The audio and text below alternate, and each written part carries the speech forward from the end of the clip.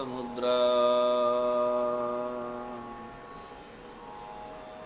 ध्यातो तुझी राजस योग मुद्रा नेत्री नये रे तुझवीण निद्रा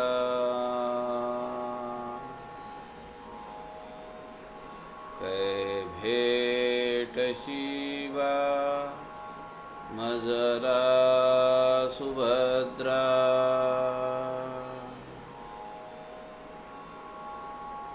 सुका सारिखे पूर्ण वैराग्य जाचे वसिष्ठा परी ज्ञान योगेश्वराचे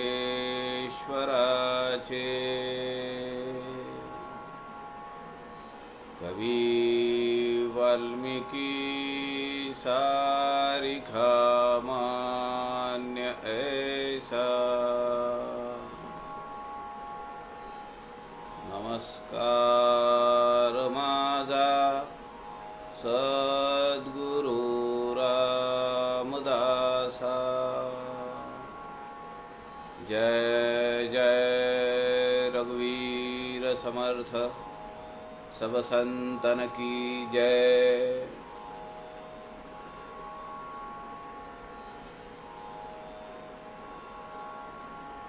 सज्जन हो नमस्कार।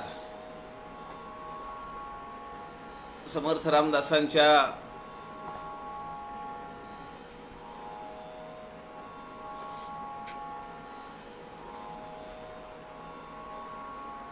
वाङ्मयाचा अभ्यास आपण मागच्या 5 महिन्यापेक्षा जास्त काळापासून करतो आहोत।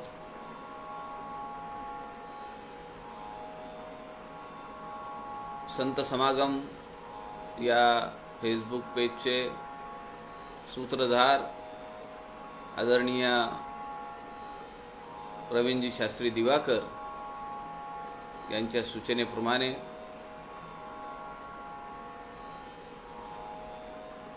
समर्थ वाङ्मयाची गोडी जनसामान्यांना वाढावी,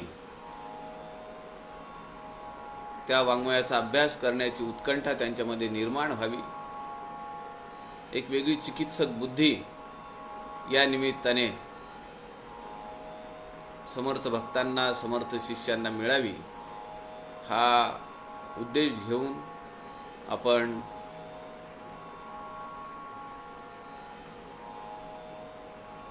हा व्याप चालवलेला आहे। आपण सध्या समर्थ रामदासांनी रचलेली करुणाष्टक पाहतो आहोत।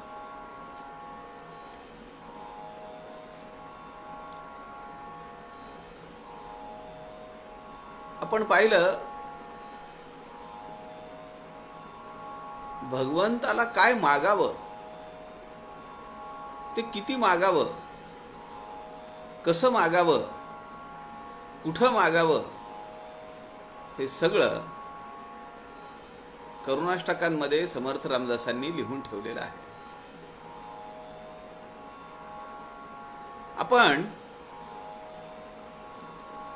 भगवंताच्या भेटीची आर्तता सुद्धा या काव्यामध्ये पाहिलेली आहे, पाहतो आहोत।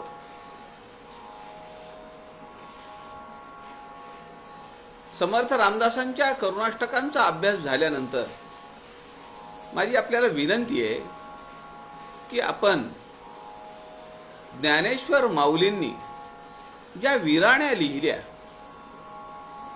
विरहिणी लिहिल्या, त्याचा अभ्यास जरूर केला पाहिजे।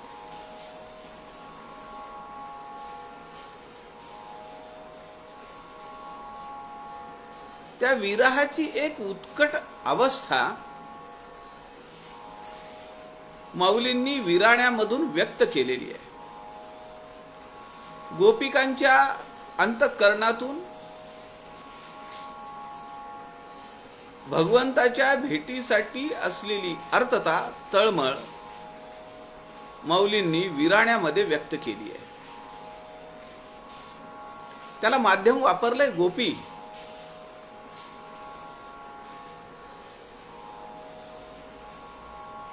तीच अवस्था समर्थ रामदासांनी आपल्या करुणाष्टकांमध्ये व्यक्त केली आहे. त्यामुळे माऊलींच्या विराण्यांचा अभ्यास करताना आपल्याला सोपं होईल असा एक प्लॅटफॉर्म, असं एक व्यासपीठ समर्थ रामदासांनी आपल्या समोर ठेवलेलं आहे.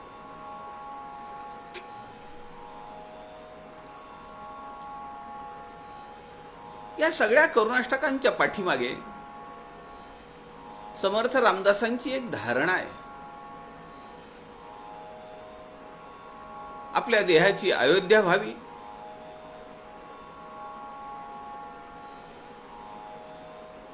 भक्तीचा भरत व्हावा, सेवेतून लक्ष्मण यावा, जानकीसारखं सुंदर वैराग्य मिळावं, शत्रुघ्नासारखं कर्तव्य यावं, हनुमंताचा दास्यभाव मनामध्ये उपजावा, असं हे आगळं वेगळं रामपंचायतन आपल्या मनाच्या गाभाऱ्यामध्ये सदैव नांदावं, अखंड नंदादीपासारखं तेवत राहावं, असं मागणं या सगळ्या करुणाष्टकांमध्ये आहे. मी आपल्याला म्हणालो, विराण्या हे नाव आहे त्या ग्रंथाचं. छोटा ग्रंथ आहे विराण्या. गोपींच्या मनात असलेली विरहावस्था अत्यंत उत्कट आणि तरल पद्धतीने माऊली ज्ञानेश्वरांनी व्यक्त केली आहे. असाच भाव आहे सगळा.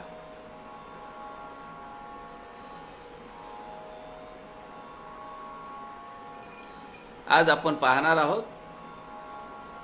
समर्थांनी प्रभू श्रीरामचंद्रांकडे एक वेगळं मागणं मागितलंय. ते म्हणतायत, बुद्धी दे रघुनायका. आता मला तुम्ही सांगा, एक पाठी असलेले समर्थ, बालपणी सगळे शिक्षण संपलं, नंतरच्या काळामध्ये एवढी साधना केली, उत्कट साधना झाली, सगळं जीवन श्रीराम चिंतनात घालवलं, अनेक ग्रंथांची रचना केली,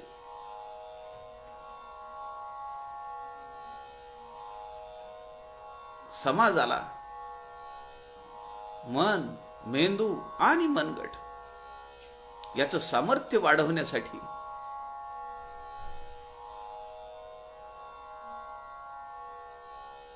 सगळं आयुष्य समर्पित केलं. असे समर्थ रामदास आपल्या उपास्य दैवताला प्रभू श्रीरामचंद्रांना बुद्धीचं मागणं मागतायत. पाहूया ते काय म्हणतायत. श्रीराम समर्थ श्रीराम. युक्ती नाही, बुद्धी नाही, विद्या नाही विवंचिता, नेणता भक्त मी तुझा, बुद्धी दे रघुनायका. मन हे आवरे नाकी, वासना वावडे सदा, कल्पना धावते सैरा, बुद्धी दे रघुनायका. अन्न नाही, वस्त्र नाही, सौख्य नाही जनामध्ये, आश्रयो पाहता नाही, बुद्धी दे रघुनायका. किती नम्र भाव संत रामदास आपल्याकडे घेत आहेत. युक्ती नाही, बुद्धी नाही, विद्या नाही विवंचिता. काय काय नाहीये म्हणतायत ते. माझ्याकडे बुद्धी नाहीये, माझ्याकडे युक्ती नाहीये, विचार करण्यासारखी माझ्याकडे विद्या नाहीये, मी अज्ञानी बालक असा असलेला नेणता भक्त, मला काहीही समजत नाही असा नेणता. आपण लहान मूल जे असतं त्याला आपण म्हणतो नेणतं बाळ आहे, म्हणजे त्याला काहीच समजत नाही. कुठे शी करावी, कुठे सू करावी, काय बोलावं, कसं राहावं, कसं वागावं, त्याला काहीच समजत नाही.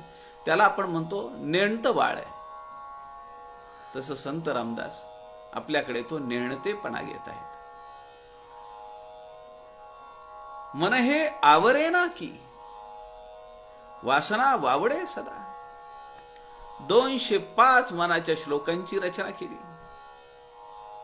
मनाला उद्देशून सगळं लिहिलं. कारण या यंत्राचं मुख्य स्विच काय आहे? मेन स्विच, मुख्य बटन कोणतं आहे? मन आहे. त्या मनाला नियंत्रित करण्यासाठी एवढा सगळा ग्रंथ लिहून ठेवला. प्रस्थानत्रयीमध्ये नंबर 1 वर असलेला हा ग्रंथ आहे. कर्म, भक्ती, ज्ञान, मोक्ष ओत प्रोत भरलेला 205 मनाचे श्लोक आहेत.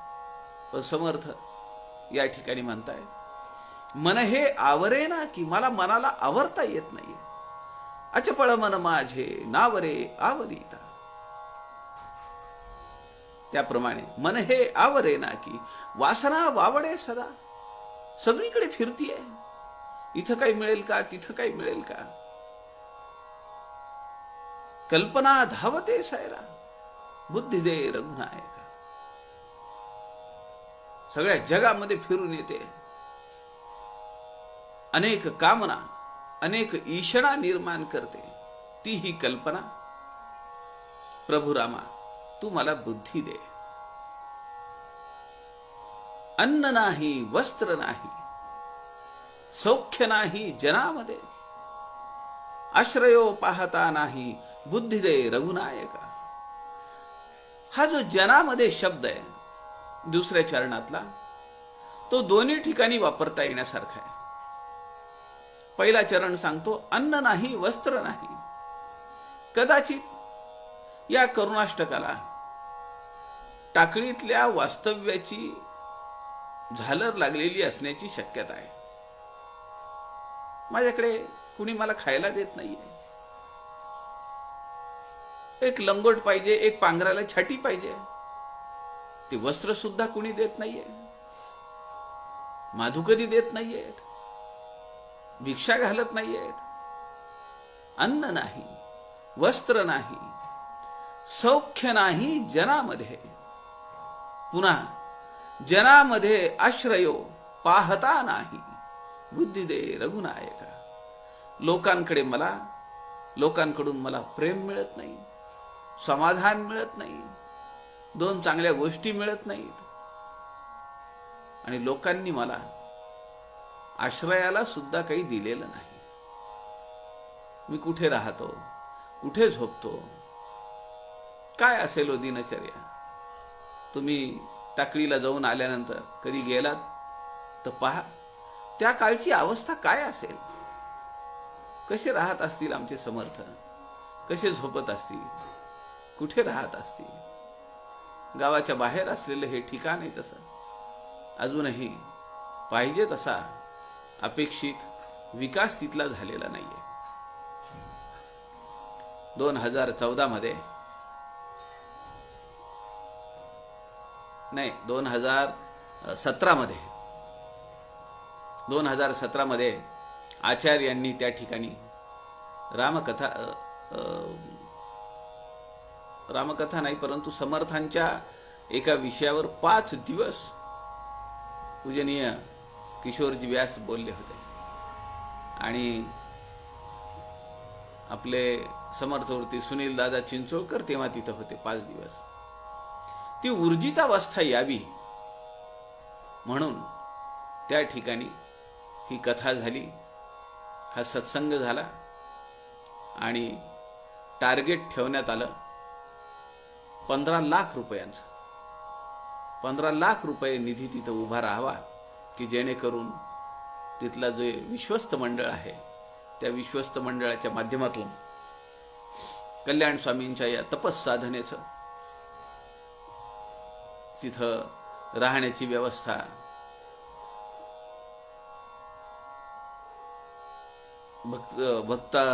भक्त निवास अशा सगळ्या गोष्टी होण्यासाठी. सौख्य नाही जनामध्ये आणि जनांकडून मला आश्रय मिळत नाहीये. बुद्धी दे रघुनायका, बोलता चालता येना, कार्यभाग कळेची ना. बहुत पीडिलो लोकी, बुद्धी दे रघुनायका. लोकांकडनं मी खूप छळ सहन केलेला आहे. 13-14 वर्षाचं हे पोर आहे आणि आपल्या स्वकीयांचा त्याग करून, आपल्या घरादाराचा त्याग करून ते एवढ्या लांब नाशिकला जातं काय? तिथं काही भगवंत राम आपल्याला भेटत नाही म्हणून तिथून थोड्या अंतरावर 7-8 किलोमीटरवर असलेल्या टाकळी परिसरामध्ये साधना करण्यासाठी म्हणून बालके नारायण जातो. आणि तेव्हा काय काय अनुभव आला, मनाला किती विपन्न अवस्था त्या काळामध्ये आली. त्या मनाचं सगळं आक्रंदन या करुणाष्टकांमध्ये उतरलेलं आहे. मला बोलता येत नाही, मला धड चालता येत नाही, कार्यभाग कळेची ना. माझ्यावर काय जबाबदारी आहे, मी काय करायला पाहिजे ते मला काही समजत नाही. बहुत पीडिलो लोकी, बुद्धी दे रघुनायका. 2 गोष्टी आहेत. माझ्यामुळे लोकांना त्रास होतो आहे ही खंतही मनात आहे आणि लोकांनी माझा केलेला विनाकारण छळ याबद्दलचा विषाद सुद्धा मनामध्ये आहे. तुझा मी टोनपा झालो, कष्टलो बहुता परी, सौख्य ते पाहता नाही, बुद्धी दे रघुनायका. तुझा मी टोणपा झालो. टोणपा या शब्दाचा अर्थ आहे ठोंब्या. सरळ सरळ मराठीत जर अर्थ काढला, आपल्याला माहिती आहे ग्रंथराज दासबोधामध्ये टोणप सिद्ध लक्षण असा एक समास आहे. दशक 17वा, समास 10वा, टोणप सिद्ध लक्षण. समर्थ त्या समासामध्ये म्हणतात, टोणपा नव्हे गुणग्राहिक, मूर्खा सकळे ना विवेक, विवेक आणि अविवेक एकची म्हणती श्रीराम. जेथे परीक्षेचा अभाव तो टोणपा समुदाव, गुणची नाही गौरव येईल कैचे श्रीराम. या 2 ओव्यांमधून टोणपा म्हणजे नक्की काय हे आपल्या लक्षात येईल. आपण दासबोधाचं चिंतन केलेलं आहे, त्यामुळे फार विस्तृत किंवा विस्ताराने साकल्याने सांगण्याची ती गरज नाहीये. पण मला विवेक समजत नाही, ज्ञान कशाला म्हणतात ते समजत नाही, माझ्याच्याने साधना होत नाहीये, मला कशाची परीक्षा करता येत नाहीये, कुठलंही ज्ञान माझ्याकडे नाहीये. तुझा मी टोनपा झालो, कष्टलो बहुता परी, सौख्य ते पाहता नाही, बुद्धी दे रघुनायका. असं माझं वागणं असल्यामुळे मला सुख प्राप्त होत नाहीये.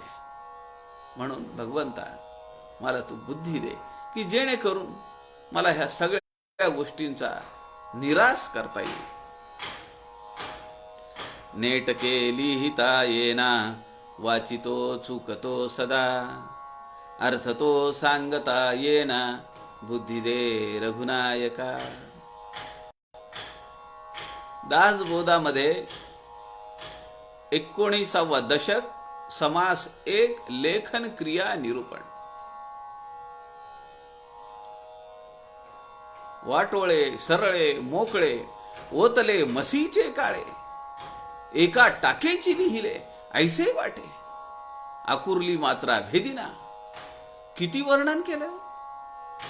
350 वर्षापूर्वी अक्षरावर लिहिणारा हा महानुभाव आपल्याला दुसरं व्यक्तिमत्व सापडणार नाही. ते समर्थ इथं सांगतायत. लिहिता वाचिता येणार. मला लिहिता येत नाही, नेटके लिहिता येणार, पाल्लाळ लावतो मी, एका ओळीत लिहिता येत नाहीये. दासबोध सखोल अभ्यासचे प्रश्नपत्रिका सोडवत असताना, त्याची तपासणी करत असताना मला मोठं आश्चर्य वाटतं. पत्रद्वारा दासबोध अभ्यास झाला, इतर समर्थ वाङ्मयाच्या परीक्षा झाल्या. आम्हाला लेखन क्रिया निरूपण अजून लक्षात येत नाही. एक वकील आहेत, त्यांचे स्वाध्याय सध्या मी पाहतो आहे. कुठल्याही शब्दावर वर शिरोरेषा नाहीये. जिथं जागा मिळेल तिथंच कोंबू कोंबू लिहिलेलं आहे. काही वेळा असं वाटतं फोन करून त्यांना विचारावं की या वाक्यात काय लिहिलंय तुम्ही. समर्थ सांगतात, गरज पडेना लेखकापासून असं लिहिलं पाहिजे. ते समर्थ रामाला म्हणतायत, नेटके लिहिता येना वाचिता चुकतो सदा, अर्थ तो सांगता येना बुद्धी दे रघुनायका. समर्थ रामदासांनी 40 सूत्र दिलेली आहेत.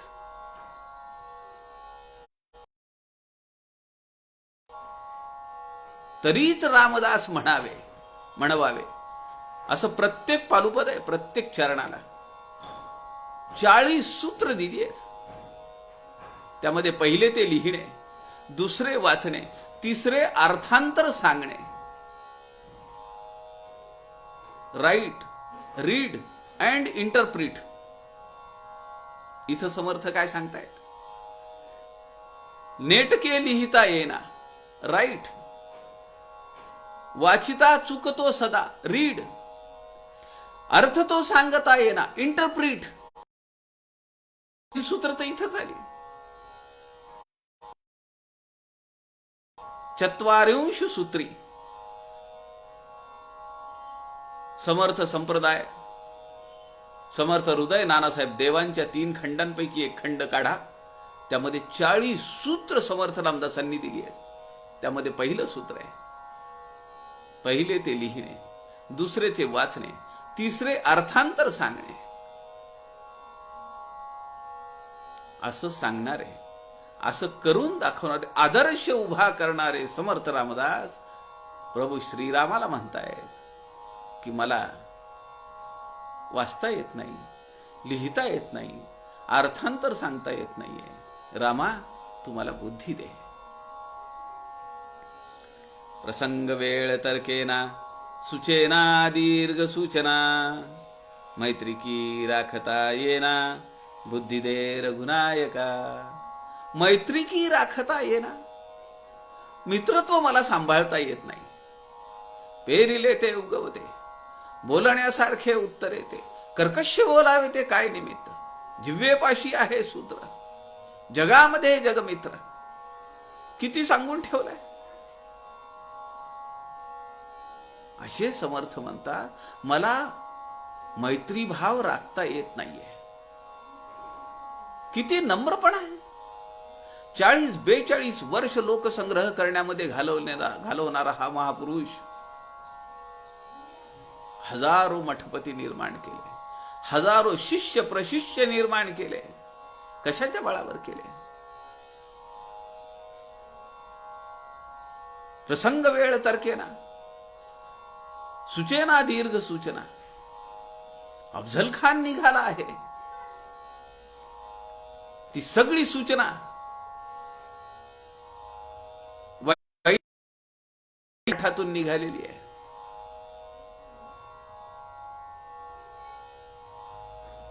कसा त्याला कोथळा बाहेर काढला पाहिजे. राजकारणात पुन्हा असा प्रसंग येणार नाही. कोणी एकाचा शेवट झाला पाहिजे. अखंड तोले स्वाभिमानी, न्याय नीती अंतःकरणी घेणार नाही, ऐसे लौंद बेईमान. राक्षस जाणावे असं समर्थ सांगतायत. आणि सगळी सूचना, सगळी यंत्रणा लावतायत. मग कसं म्हणायचं की दीर्घ सूचना आम्हाला लक्षात येत नाही? म्हणून पहावी दीर्घ सूचना. म्हणून दीर्घ सूचनेचा लोक पहावा त्यांचा विवेक. पुढचं समजलं पाहिजे.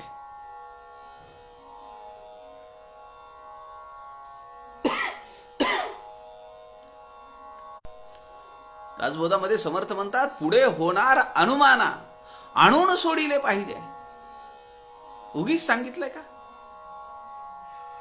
दीर्घ सूचना. म्हणून एकांती बैसावे. शिष्या एकांती उगेची बैसावे. कशासाठी बसायचं एकांतात जाऊन? खनाळामध्ये जाऊन राहे, सर्वत्राची चिंता वाहे. काही प्लॅनिंग करायचं, काही नियोजन करायचं, असं हे सगळं देदीप्यमान आदर्श उभा करणारे समर्थ रामदास रामाकडे म्हणतात, सुचेना दीर्घ सूचना. किती नम्र भाव आहे. संसारी श्लाघ्यता नाही, सर्वही लोक हासती. विसरू पडतो पोटी, बुद्धी दे रघुनायका. सगुण परीक्षा अबकड. किती वेळा लग्न केली, सुख मिळालं शेवटी. लोक हसायला लागले. बरं झालं म्हणले, नवसा सायासाचे पोरं हाणामारी करायला कामाला आले. आपल्या संसारावर लोक विनोद करतायत, हसतायत. काय जीवन आहे आपलं? कसला संसार केलाय? हे सगळं वर्णन तुमच्या माझ्यासारख्या हीन दीन प्रापंचिक लोकांसाठी आहे. संसारी श्लाघ्यता नाही. समर्थ दासबोधामध्ये म्हणतात, ज्याला संसारामध्ये सुख आहे असं वाटतं, ऐकिले ना पाहिले, देखिले ना ऐकिले. संसारी सुख झाले, ऐसे देखिले ना ऐकिले. संसारा माझी मानी सुख, तो परममूर्खा माझी मूर्ख. कसला संसार केलाय? अहो, राष्ट्राचा प्रपंच उभा केला, संसार नाही, प्रपंच. पण समर्थ या ठिकाणी म्हणतात, संसारी श्लाघ्यता नाही, काहीही सुख नाही, काही समाधान नाही, काही चांगुलपणा नाहीये.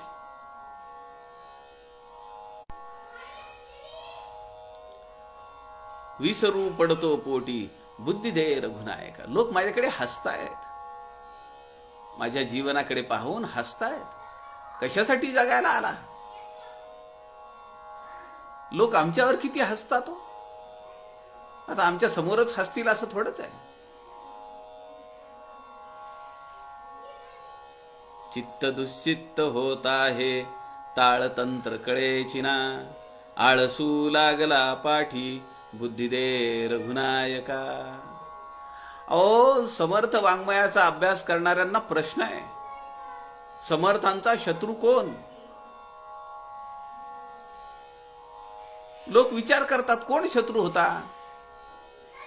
विजापूरचा सरदार होता का? आदिलशाह होता का? औरंगजेब होता का? निजाम होता? आळस हा समर्थ रामदासांचा शत्रू आहे. ते समर्थ सांगतायत, चित्त दुश्चित्त होत आहे. चित्त दुश्चित्त कदापि नसे. अखंड सावधानता. तिसरं सूत्र आहे ना, मुख्य हरिकथा निरूपण. दुसरे ते राजकारण. तिसरे सावधपण. सर्व विषयी श्रीराम. एवढा सावध असणारा हा महानुभाव, हा ईश्वरी पुरुष, तो रामाला म्हणतोय, चित्त दुश्चित्त होत आहे, ताळतंत्र कळेची ना. एकदा आमचं चित्त दुश्चित्त झालं, बिघडलं की काही आमच्या वागण्याला बोलण्याला ताळतंत्रच राहत नाही.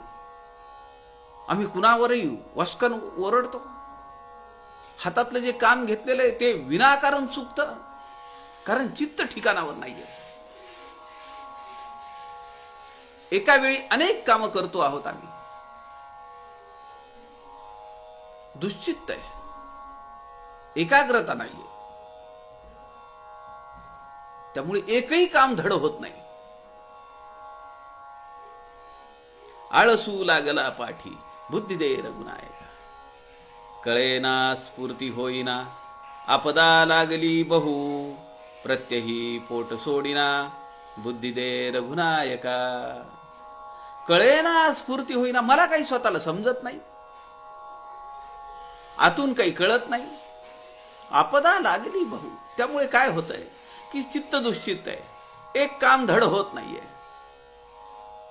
संसार 4 ठिकाणी फाटलेला आहे. मुलं मनासारखं ऐकत नाहीत, सुना ऐकत नाहीत, जावाई तर परकाच आहे, मुलगी सुद्धा आपलं ऐकत नाही. असं सगळं जीवनामध्ये आहे. मग माझी विपदाच होणार आहे. आपदा लागली बहु, आयुष्याची वाताहत होतीये, एक धड नाहीये. प्रत्यही पोट सोडिना बुद्धी दे रघुनायका. आणि ह्या सगळ्यामध्ये काय अजून शेवटी पोट तर जगवलं पाहिजे. हाताला काम नाहीये, वर्क फ्रॉम होम असल्यामुळे अर्धा पगार झालाय. खर्च कसा भागवायचा? पण पोट तर चालवलं पाहिजे, प्रपंच तर चालवला पाहिजे. समर्थ मनाच्या श्लोकामध्ये म्हणतात, धरा श्रीवरा त्या हरा अंतरा ते, तरा दुस्तरा त्या परासागरा ते, सरा विसरा त्या भरा दुर्भरा ते, करा निकरा त्या खरा मत्सरा ते. पोट भरणे, समर्थ म्हणतात, सरा विसरा त्या भरा दुर्भरा ते. ते अत्यंत दुर्भर आहे, ते भरतच नाहीये. आत्ता अकंठ जेवण केलं, 4 तासांनी वाटणार का नाही? संध्याकाळची काय व्यवस्था आहे? रात्री भरपेट जेवण केलं, सकाळी 8, 8:30, 9 झाले की नाश्त्याला काय असं वाटतं का नाही? एवढं अवघड आहे ते भरणं. त्याचा जास्त विचार करू नका असं समर्थ सांगतायत मनाच्या श्लोकात. सरा विसरा त्या भरा दुर्भरा ते. जे दुर्भर आहे, भरण्याला कठीण आहे, त्याला विसरा. मी जेव्हा दासबोध सखोल अभ्यास माझा चालू होता, मी मुंबईमध्ये नोकरीला होतो आणि मी ती मुंबईची नोकरी सोडून नांदेडला यायचं ठरवलं. मग आता माझ्याकडनं त्या काळामध्ये स्वाध्याय सोडून पाठवणं झालं नाही. ते 5-6 महिने असाच उशीर होत गेला. माझे जे समीक्षक आहेत आदरणीय गजाननरावजी जोगळेकर, त्यांनी मला स्पष्ट लिहिलं, असं जर तुमचं व्यवस्थितपणा जर नसेल, अव्यवस्थित जर तुम्ही असं सोडवाल तर तुमचं नाव मला कमी करावं लागेल. मी त्यांना सांगितलं की असं असं आहे, मी नोकरी मुंबईची सोडली आहे, मी नांदेडला आलोय. आता मी सुट्टीच्या दिवशी एका ठिकाणी काम करतो, बाकीचे 6 दिवस एका ठिकाणी काम करतो. त्यांना माहिती होतं की माझी बायको टेलिफोनमध्ये आहे नोकरीला. त्यांनी मला एक वाक्य लिहिलं. त्यांनी लिहिलं, ठीक आहे ना, हातात वाडगा घेऊन तर कुठं जायची वेळ नाहीये, कुणाला काही मागायची तर अवस्था नाहीये ना. मग ज्या गोष्टीला अंत नाहीये त्याच्या पाठीमागे तुम्ही किती लागाल?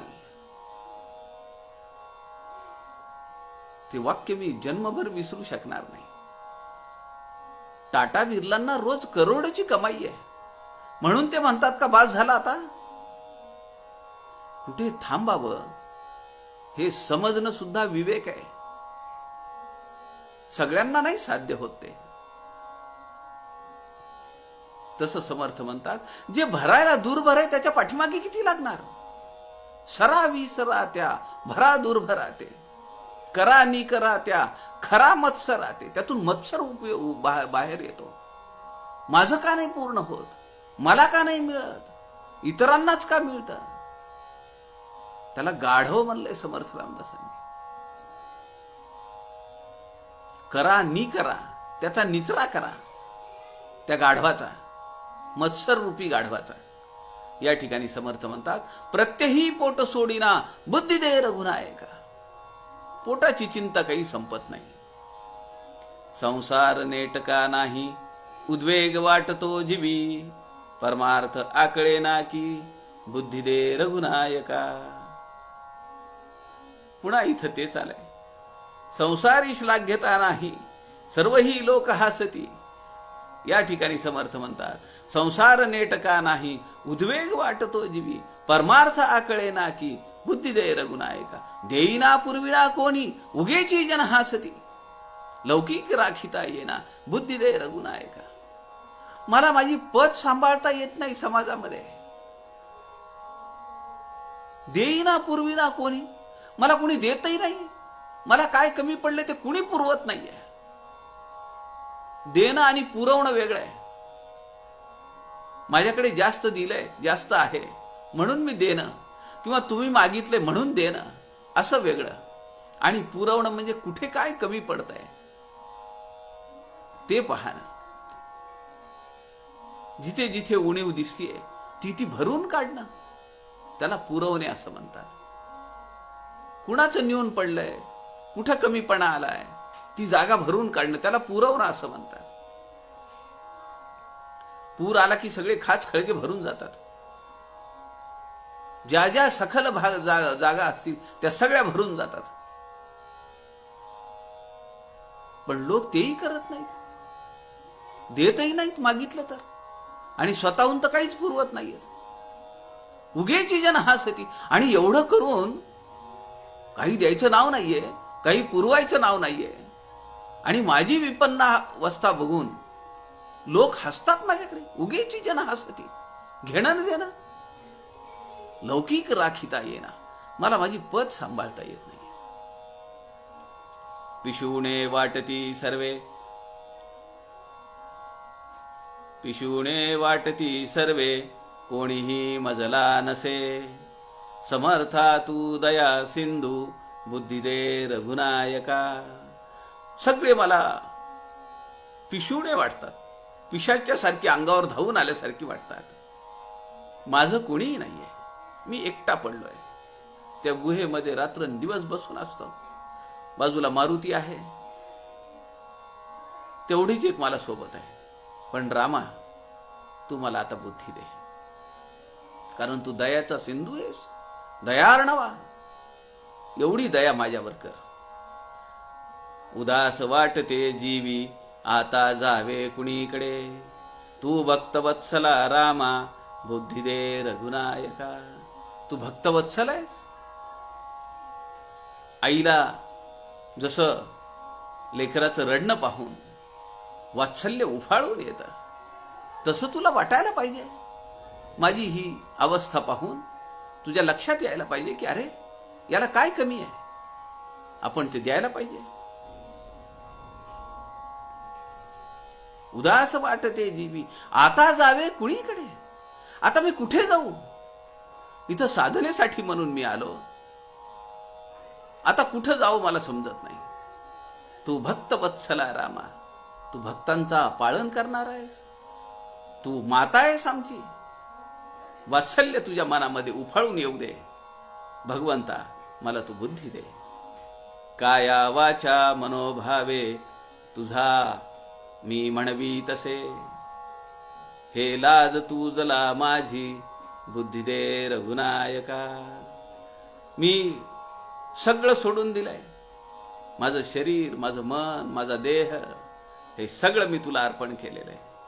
काया वाचा मनोभावे, तुझा मी म्हणवी तसे. मी तुला आपलं मानलंय ना. माझी दृढ धारणा आहे की तू मला आता माझं म्हणलं पाहिजेस. मी तुला म्हणून काय उपयोग आहे? तू माझा आहे, तू माझा आहे.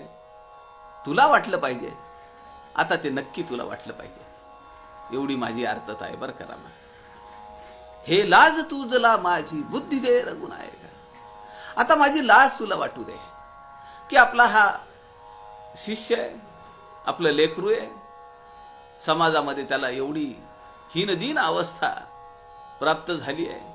लोक त्याला काही देत नाहीयेत, काही खायला देत नाहीयेत, अंगावर एक वस्त्र देत नाहीयेत. तो कुठे राहतो, कसा राहतो?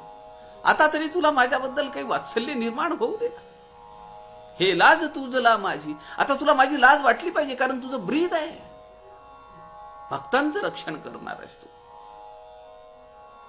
सोडविल्या देवकोटी भूभार फेडिला बळे. भक्तांसी आश्रयो मोठा बुद्धी दे रघुनायका. अरे तुझ्याबद्दल मी किती ऐकलेलं आहे. कोट्यावधी देवतांना तू सोडवलंस बंदिवासातून. रावणाचं कारागृह आपल्या डोळ्यासमोर आलं पाहिजे. ज्या शनीला आपल्या सिंहासनाच्या समोर पालथा घालून त्याच्या पाठीवर पाय देऊन बसणारा रावण, अनेक देवतांना त्यांनी काय काय कामं लावली, बंदिवासात टाकलं. त्या सगळ्यांचा तू तारणहार झालास ना, मग माझ्याकडे का दुर्लक्ष आहे? सोडविल्या देवकोटी भूभार फेडिला बळे. या पृथ्वीवर झालेला भार अनेक वेळा तू काढलेला आहेस. मग माझ्यासारख्या यकश्चित भक्ताला त्याच्याकडे का तुला लक्ष देता येत नाहीये? एवढी मोठी मोठी कामं तू केलीस आणि माझ्याकडे का दुर्लक्ष करतोस?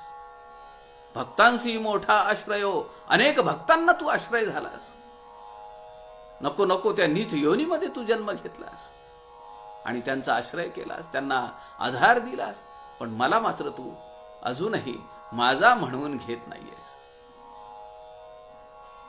भक्त उदंड तुम्हाला आम्हाला कोण पुसते. ब्रीद हे राखणे आधी बुद्धी दे रघुनायका. या ठिकाणी थोडा तिरकसपणा आहे. कसा तिरकसपणा आहे? समर्थ म्हणतायत, अहो तुम्हाला खूप भक्त आहेत, माझ्यावरून तुमचं काय अडलंय? उदंड भक्त तुम्हाला आम्हाला कोण पुसते.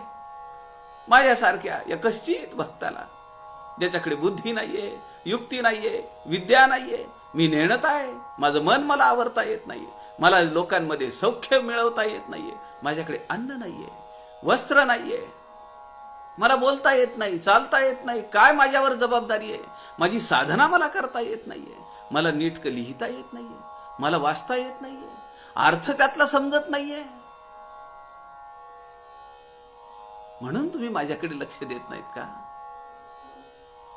पण तुम्ही तर खूप मोठमोठ्या लोकांना उद्धार करून नेलाय, मग माझ्याकडे पाहायला तुम्हाला वेळ नाहीये?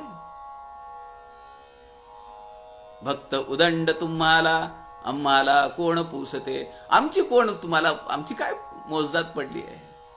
हा तिरकसपणा आहे. रामाला चिमटा घेतलेला आहे एका अर्थाने. ब्रीद हे राखणे आधी आठवण करून दिली आहे. तुमचं वचन काय आहे? मी एवढी तळमळीनं तुम्हाला अर्थतेने मागतो आहे सगळं, आणि तुम्हाला लक्ष द्या वाटत नाही. तुमचं ब्रीद काय? विसरलात का? हा घेतलेला चिमटा आहे. बुद्धी दे रघुनायका. उदंड ऐकली कीर्ती पतित पावना प्रभो. मी एक रंक निर्बुद्धी बुद्धी दे रघुनायका. खूप कीर्ती ऐकली तुमची, काय काय तुमच्याबद्दल ऐकलं होतं. पतित पावन आहात आपण. तुमची कीर्ती दिगंत झाली आहे, ब्रह्मांड भेदून पलीकडे गेलेली आहे. आणि मी मात्र एक निर्बुद्ध माणूस आहे. मी आपला काय रंक आहे, एक याचक आहे. पण तुम्हाला माझ्याकडे वेळ नाहीये.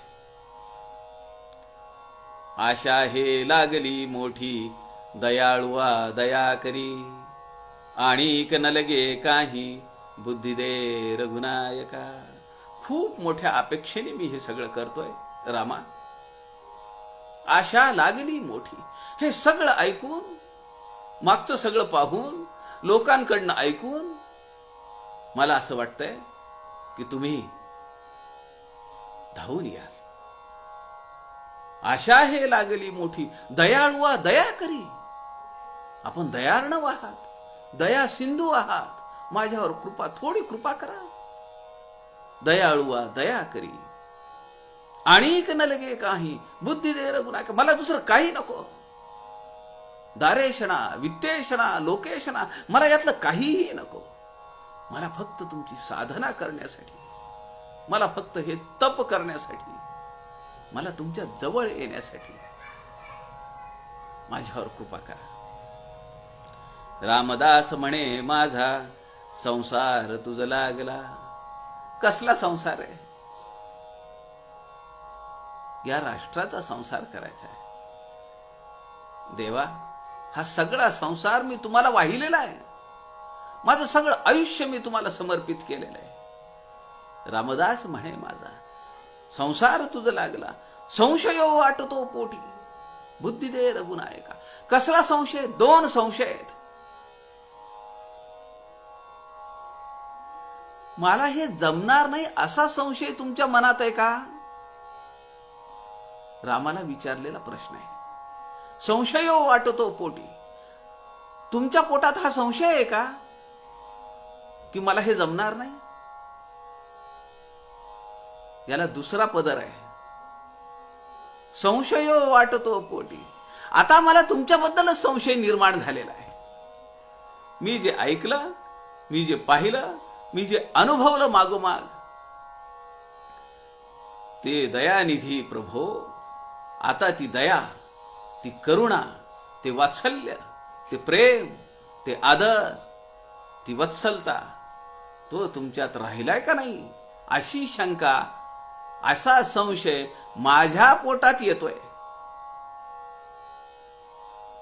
बुद्धी दे रघुनायका. 20 ओव्यांच्या या करुणाष्टकामध्ये काय काय मागितलंय, आणि हे सगळे बुद्धीचे अंग आहेत.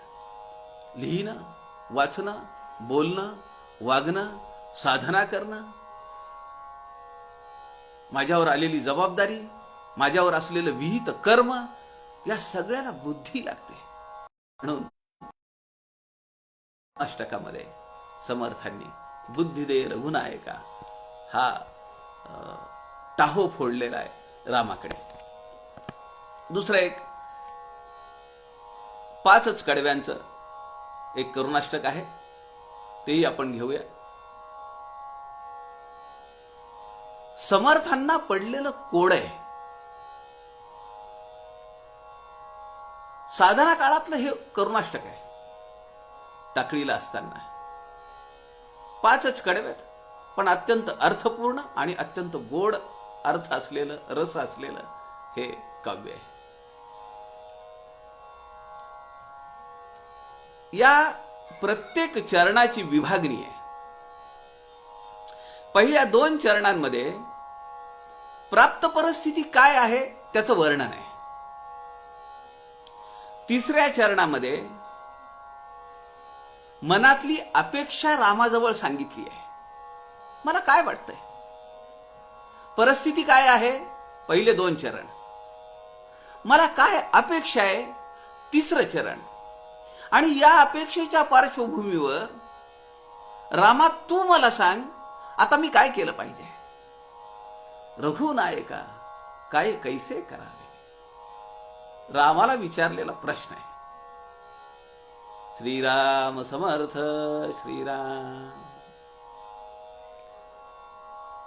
उदासीन हा काळ जातो गमेना, सदा सर्वदा थोर चिंता शमेना. उठे मानसी सर्व सांडून जावे, रघुनायका काय कैसे करावे. उदासीन हा काळ जातो गमेना, वेळच जात नाहीये, औदासीन्य आलंय. सदा सर्वदा थोर चिंता शमेना. एक माझ्या मनाला हुरहुर लागली आहे, चिंता लागली आहे, काळजी लागली आहे. कसं होईल, कसं होईल. साधना काळातलं हे करुणाष्टक आहे. पहिल्या 2 चरणांमध्ये प्राप्त परिस्थिती दाखवली आहे. काय समोर उभा टाकलेला आहे. उदासीन काळ जातो गमेना.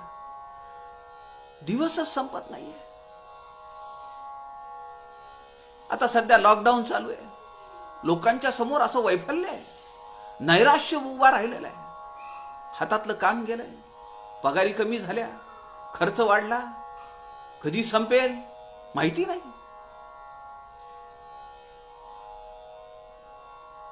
बाहेर जाता येत नाही, कुणाशी बोलता येत नाहीये. चिंता लागली आहे. आणि आपल्यासारखे लोक, आपल्याला वेळ पुरेना. याचा अभ्यास करू का, ते प्रवचन वाचू का, त्याच्यावर लिहू का, आपल्याला वेळच पुरत नाहीये. या अष्टकामध्ये समर्थ म्हणतायत, उदासीन हा काळ जातो गमेना, सदा सर्वदा थोर चिंता शमेना. उठे मानसी सर्व सांडून जावे. अत्यंत उद्विग्नता मनात येते. असं वाटतं सगळं सोडून निघून जावं. ही अपेक्षा आहे. आता रामा, तू मला सांग, मी काय करावे आणि कैसे करावे. 2 प्रश्न आहेत. रघुनायका, मी काय केलं पाहिजे आणि ते कसं केलं पाहिजे याचं तू मला मार्गदर्शन कर. जनी बोलता चालता वीट वाटे, नसे अंतरी स्वस्थ कोठे न कंठे. घडीने घडी चित्त किती धरावे. रघुनायका, काय कैसे करावे. जनी बोलता चालता वीट वाटे. किती बोलावं लोकांना, कुठं जावं. तेच तेच तेच तेच लोक प्रश्न घेऊन येतात. तेच तेच प्रश्न मी लोकांना विचारतो. दुपारी प्रवचनाला जातो नाशिकला. माझ्या मनातले असंख्य प्रश्न मी त्यांच्या समोर विचारतो. ती सगळी मंडळी मला 30 उत्तरं देतात. प्रवचनकार बदलले, निरूपणकार बदलले, पण तीच उत्तरं मला देतात. मला त्याचा आता कंटाळा आलाय. नसे अंतरी स्वस्थ कोठे न कंठे. इथं गुहेत मला स्वस्थता नाहीये. मारुती रायाच्या समोर बसलो, तिथं मला काही समाधान मिळत नाहीये. काळाराम मंदिरात जातो, तिथं मला स्वस्थता नाहीये. प्रवचनाला, निरूपणाला, कीर्तनाला जातो, तिथंही मला समाधान मिळत नाहीये. जनी बोलता चालता वीट वाटे, नसे अंतरी स्वस्थ कोठे न कंठे. ही प्राप्त परिस्थिती आहे. घडीने घडी चित्त किती धरावे. आता माझ्या मनात ही अपेक्षा आहे की मी किती धरू, किती सांभाळून ठेवू मी. रघुनायका, काय कैसे करावे. आता तुम्हाला सांग, मी काय केलं पाहिजे आणि ते कसं केलं पाहिजे. अवस्था मनी होय नाना परीची, किती काय सांगो गती अंतरीची. विवेकेची या मानसा आवरावे. रघुनायका, काय कैसे करावे. माझ्या मनाची अवस्था अत्यंत कोंड मारा होतोय. अवस्था मनी होय नाना परीची. काय सांगू मी, माझी काय अवस्था होतीये. किती काय सांगो गती अंतरीची. माझ्या अंतःकरणाची दशा मी कशी सांगू, कुठल्या शब्दात सांगू तुम्हाला. विवेकेची या मानसा आवरावे. असं असलं तरी मला माहिती आहे की मी माझ्या मनाला काबूत ठेवलं पाहिजे. ही अपेक्षा आहे मला. पण हे ठेवण्यासाठी रामा, मी काय केलं पाहिजे, कसं केलं पाहिजे. रघुनायका, काय कैसे करावे. विचारे तरी अंतरी कोंड होतो. शरीरासी तो हेत सांडून जातो. उपाधीस देखोनी वाटे सरावे. रघुनायका, काय कैसे करावे. माझ्या अंतःकरणाचा विचारांच्या या वलयांनी कोंडमारा होतोय. मला काहीच समजत नाही. एक मानसिक कुचंबना माझी चालू आहे. विचारे तरी अंतरी कोण. नाना तऱ्हेचे विचार आहेत माझ्या मनात. काहीच समजत नाही मला. हे करू ते करू पण होत तर काहीच नाही. शरीराशी तो हेत सांडून जातो. मी जो काही हेतू घेऊन आलो रे, इथं साधना करायची आहे.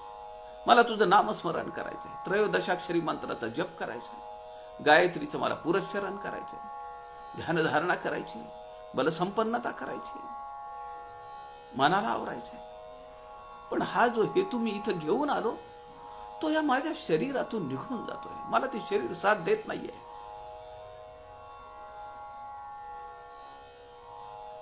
विचारे तरी अंतरी कोंड होतो. शरीराशी तो हेत सांडून जातो. ज्या हेतूनी ज्या उद्देशाने मी इथं आलोय तो हेतूच सोडून जातोय. मला माझ्याच्याने काही होत नाहीये. उपाधीस देखोनी वाटे सरावे. काही लोकांना वाटतं की अरे हा साधना करतोय. लोक येतात, पाया पडतायत, केळीचे घड आणून देत आहेत, तुंबावर दूध आणून देत आहेत, गुरु गुरु म्हणतायत, महाराज म्हणतायत, पण माझ्याच्यानी साधना होत नाहीये. माझ्या मनाची एकाग्रता होत नाहीये. मला असं वाटतं ही सगळी उपाधी मी सोडून टाकावी. नको मला त्या उपाधीत राहायला.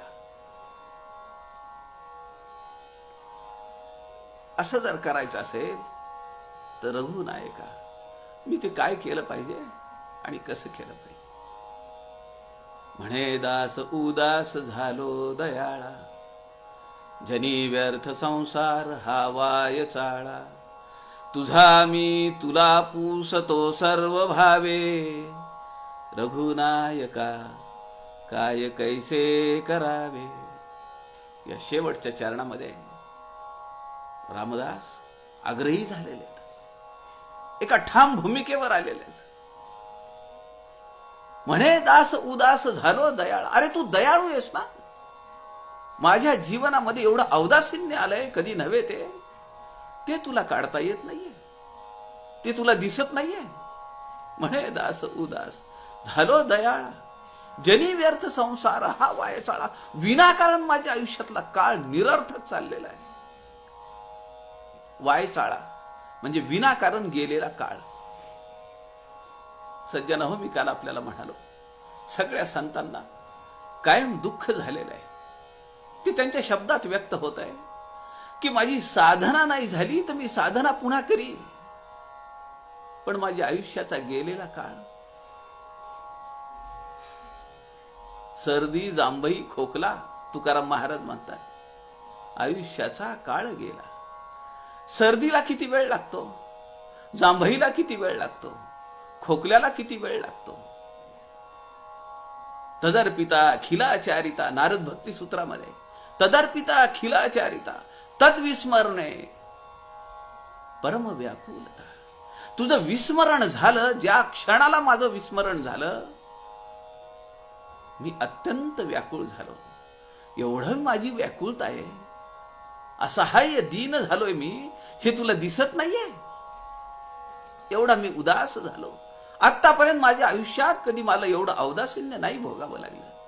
म्हणे दास उदास झालो दयाळा. ठणकावून सांगितलंय, जनी व्यर्थ संसार हा वाय चाळा. काय चाललंय माझ्याकडून? माझं आयुष्य हे निरर्थक जात आहे, वायफळ चाललंय. आता जे ठणकावून सांगितलंय ते या चरणात आहे, तिसऱ्या. तुझा मी, काय शब्दांची योजना आहे. तुझा मी तुला पुसतो सर्व भावे. तू मला म्हण का नाही म्हण, पण मी म्हणतो मी तुझा आहे आणि तू माझा आहेस. तुझा मी तुला पुसतो सर्व भावे. सगळे भाव एकवटून विचारतोय, रामा रघुनायका काय कैसे करावे. मी काय केलं पाहिजे, कसं केलं पाहिजे की जेणेकरून माझी साधना, ज्या हेतूसाठी मी इथं आलोय, जो उद्देश घेऊन मी इथं आलोय, सर्वही अर्पावे शेवटी प्राण तोही वेचावा. ती वेळ आली आता. देवाच्या सख्यत्वासाठी पडाव्या जीवलगासी तुटी. सर्वही अर्पावे शेवटी प्राण तोही वेचावा. ती वेळ माझी आणली आहे आता. तू रघुनायका काय कैसे करावे. एवढी आर्तता. आपण ही करुणाष्टक अशी एकांतात बसून रामाला समोर ठेवून, समर्थांना समोर ठेवून त्या शब्दांमध्ये जाऊन जर म्हणली तर आपल्या डोळ्यात पाणी यायला फार वेळ नाही लागणार. अहो, आपल्या डोळ्यात पाणी येणं तर सहज आहे. ज्या रामाच्या पुढे आपण बसून हे म्हणू त्याच्या सुद्धा डोळ्यात पाणी आलं पाहिजे. एवढं सामर्थ्य करुणाष्टकांमध्ये.